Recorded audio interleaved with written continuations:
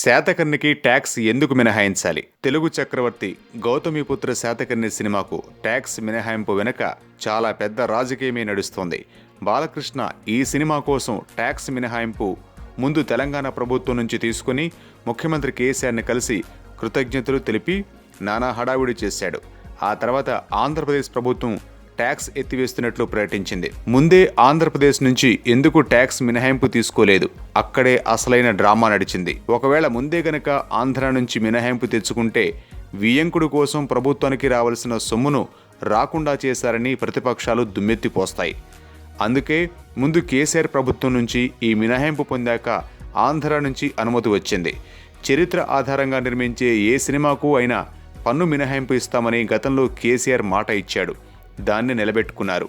గతంలో రుద్రమదేవి సినిమాకు కూడా పన్ను మినహాయింపు ఇచ్చారు. కానీ చంద్రబాబు అలా రుద్రమదేవి సినిమాకు ఎలాంటి మినహాయింపు ఇవ్వలేదు.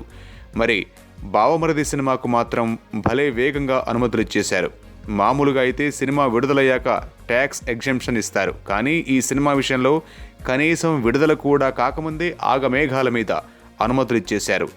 బావ మనవాడైతే ఆఖరి బంతిలో కూర్చున్నా అన్నీ వచ్చేస్తాయి అనే సామెతను నిజం చేశాడు చంద్రబాబు.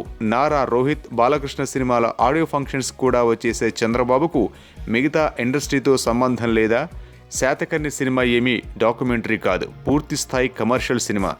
బావా మరుదుల కోసం, బంధువుల కోసం అధికార దుర్వినియోగం చేయడం తగదని జనం విమర్శిస్తున్నారు.